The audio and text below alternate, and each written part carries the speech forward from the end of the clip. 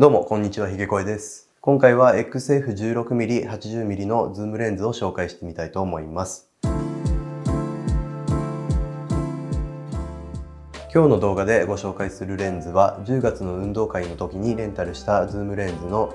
XF16mm、80mm、F4 です。普段は全くズームレンズを使わないんですが、実際に使ってみて感じたことをお話ししたいと思います。今回の動画は、普段ズームレンズを使わないけど実際使ってみてどうだったかってことを一つと、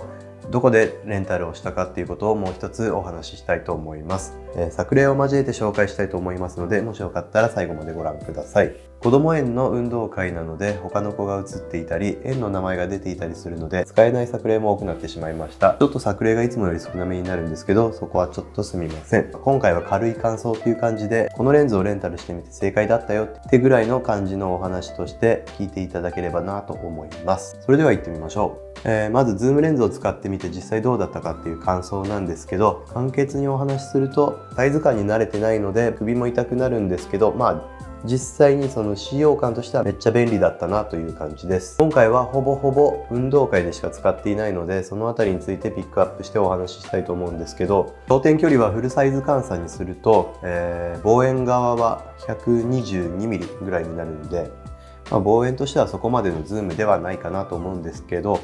子供園の運動会は結構コンパクトだったので、この焦点距離がちょうど良かったんですけど、小学校とかの運動会だったら 200mm ぐらいのレンズが必要なのかなと思いました。ただこれも人それぞれではあるんですけど、僕は運動会での撮り方も2パターンあると思ってまして、子供の表情をアップで撮りたいなっていう時と、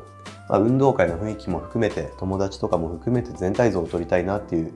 この2パターンがあるかなと思います。これで必要なレンズが変わってくるかなとは思うんですけど、ざっくりな感覚だと僕は完全に後者なんで、顔のアップ写真は別にいらないかなって思っているタイプです。アップの表情よりも動いている様子を映しやすい方がいいので、今回のズームレンズ 16mm から 80mm っていうのを選びました。もちろんプロの方や上手な方はもっとたくさんの視点を持っているとは思うんですけど、今回は素人なりの考えということでお願いします。そして望遠の単焦点ではなくズームレンズを選んだ理由なんですけど、近くにいる時に望遠レンズだけだと撮れないことが一つと、広角を使いたくなっても、レンズ交換をしている暇は運動会ではないかなって思ったことが一つです。これを踏まえた上だと今回の運動会に関しては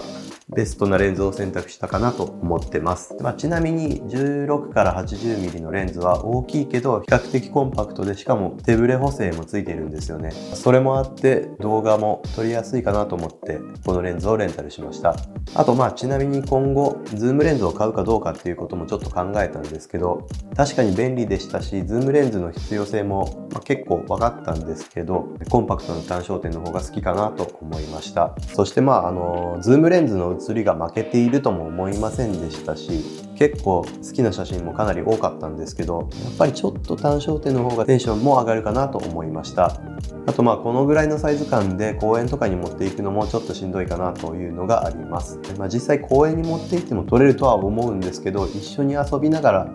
遊具滑ったりとかそういうのはちょっと厳しいサイズ感かなと思いました。なので多分今後も必要な時にレンタルでいいかなと思ったっていう感じですね。ちなみになんですけど、今回はそう思わせてくれたのはカメラのサブスクリプションを利用して、予想よりもかなりお安くレンタルをすることができたからです。ちなみにこれは PR じゃないんですけど、今回はカメラレントというサブスクタイプのレンタルで1ヶ月間お借りしました。価格は1ヶ月で6500円。保証をつけてもプラス350円です。でこれランクが変わってくると値段が変わるっていうスタイルなんですけど、一番最安で3500円か3800円ぐらいから借りることができるので、1ヶ月でそれぐらいのお手頃な価格でレンタルできるんで、かなりお得なサービスだなと僕は感じました。